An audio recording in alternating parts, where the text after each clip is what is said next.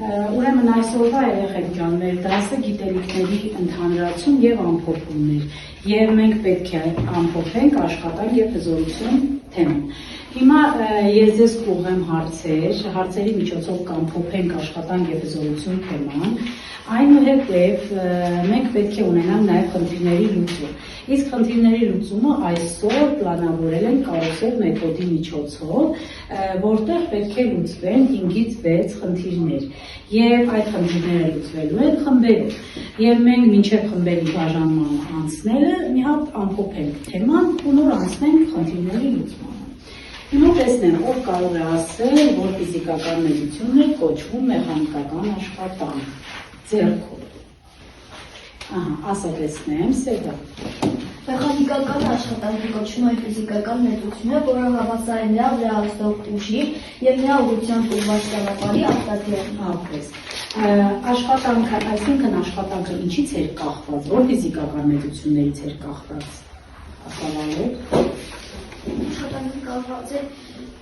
F-ից եւ S-ից, այսինքն ուժից եւ ճանապարհից։ Այսինքն եթե մարմնի վրա ուժ ազդի, բայց մարմինը չշարժվի, կկատարվի մեխանիկական աշխատանքը ոչ։ Ոչ։ Իսկ եթե մարմինը շարժվի, բայց նրա վրա ուժ չազդի, կկատարվի աշխատանքը։ Ասեք ոչ։ Այդ դեպքում ինչպիսի շարժում կկատարեր մարմինը։ Իներցիայով, այո։ Որ ֆիզիկական մեծություններ կոչվում հզորություն։ Ասակարգ։ Հզորությունն այն ֆիզիկական մեծությունն է, որը կատարված աշխատանքի եւ այն ժամանակամիջոցի հարաբերություն, որը հավասար է այն աշխատանքի եւ ժամանակամիջոցի հարաբերություն։ Այսինքն Գագիկ ջան, ինչ է ցույց տալիս հզորությունը։ Մինուսը։ Ինչ է ցույց տալիս հզորությունը։ Հզորությունը աշխատանքի եւ ժամանակամիջոցի հարաբերություն։ Այսինքն միավոր ժամանակում կատարված աշխատանքը։ Հզորության միավորը որն է նայում։ Հզորության միավորը բարձր է։ Այո, մեկ բարձր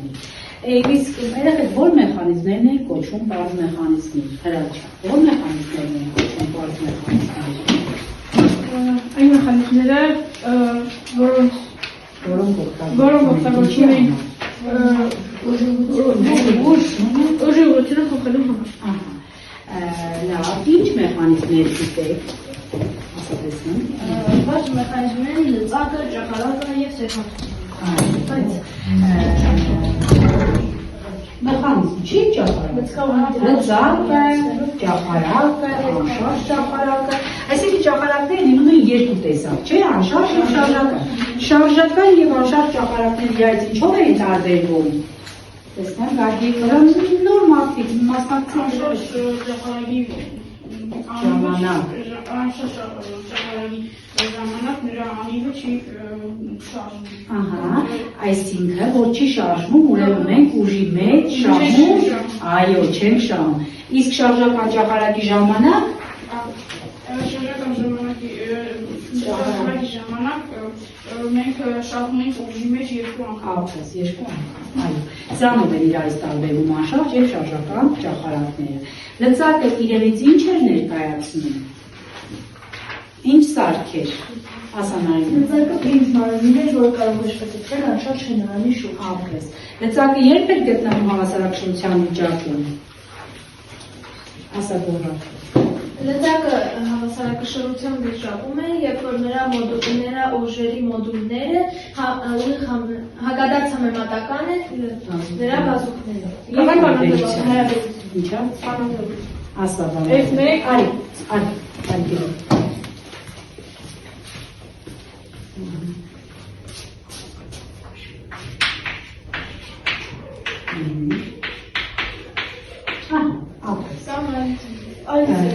Այլ ձևով ոնց կգրես հրաչա։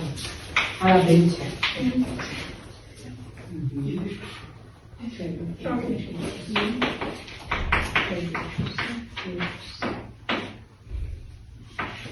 Այսինքն սրանով մենք ցույց ենք տալիս, որ ուժերի հարաբերությունը հավասար է բազուկների հակադարձ հարաբերությանը, որ ուժը մեծ է, բազուկը լիներ փոքր։ Այո, նստի։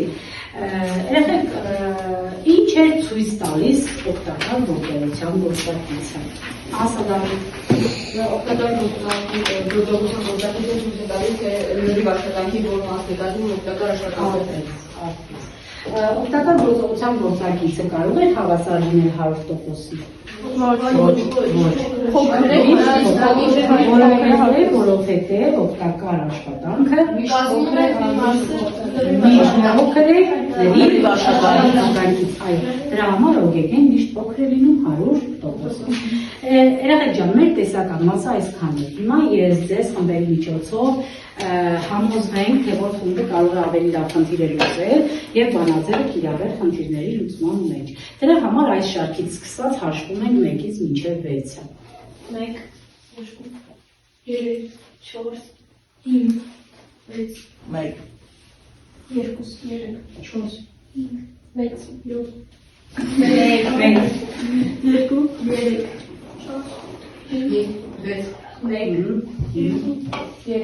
4, Ուրեմն մեր խմբերն արդեն բաժանված են,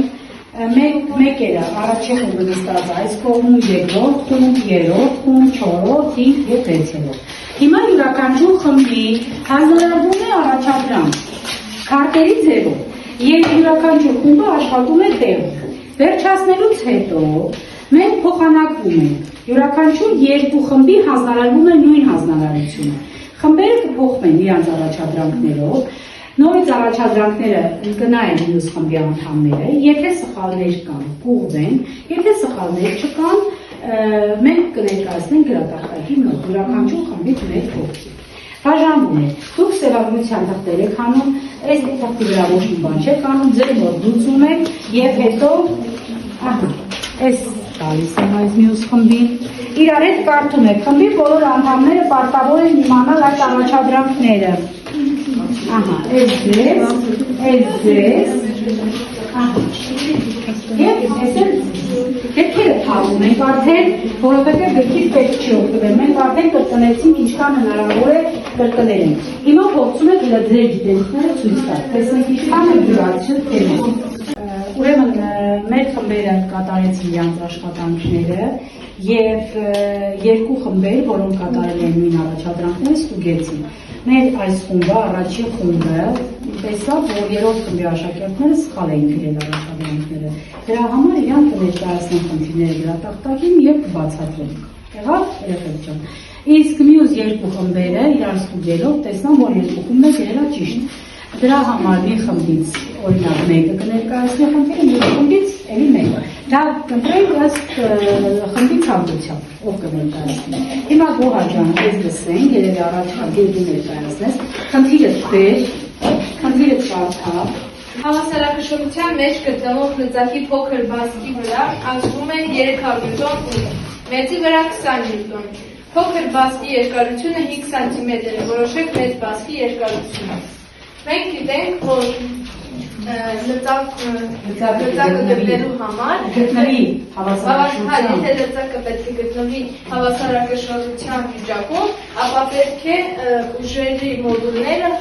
հակադարձ համեմատական լինեն բազուկների հարաբերությանը։ Հակադարձ հարաբերությանը։ Մենք Հեսա, գրելով այդ պայմանը որոշում են մեր անհայտը։ Էլ երկուսը հավասար է էլ երկուսը հավասար է մեկ անգամ էլ մեկ բաժանած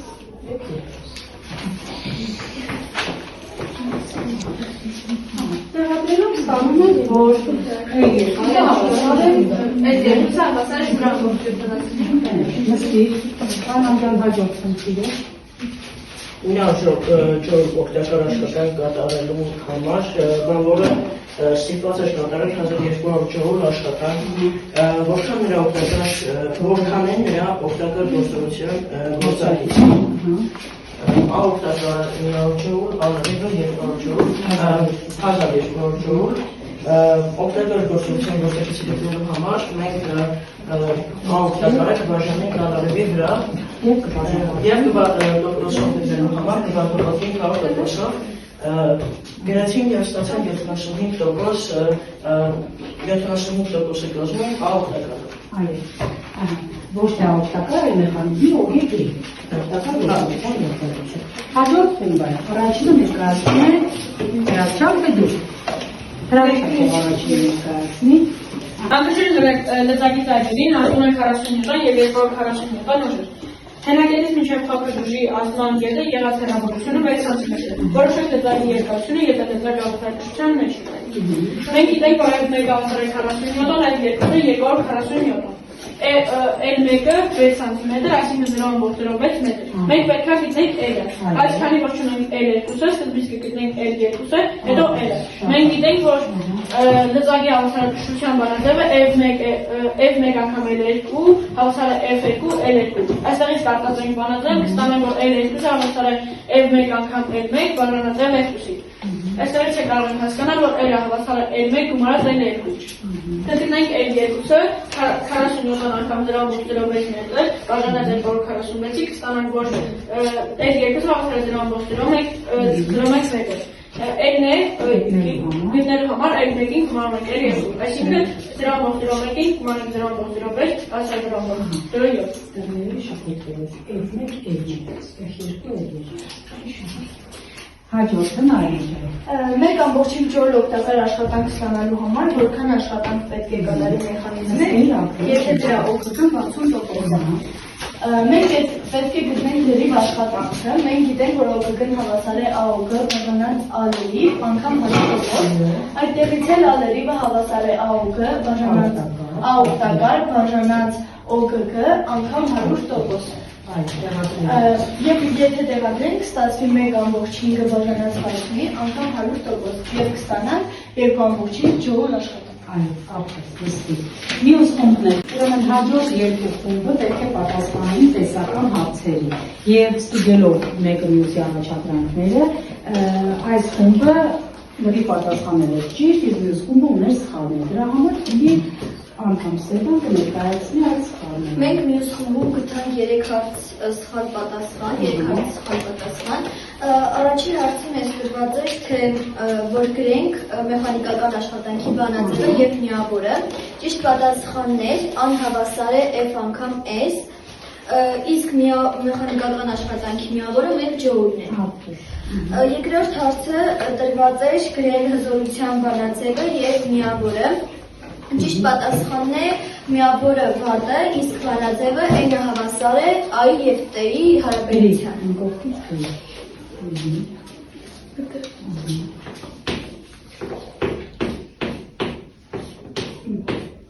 Եվ որ հարցն սխալվի։ Եվ մեզ տրված էր գրել լծակի հավասարակշռության պայմանը, մյուս խումբը սխալ էր գրել, ճիշտ պատասխանն է լծակը հավասարակշռության վիճակում է գտնվում, եթե նրա վրա ազդող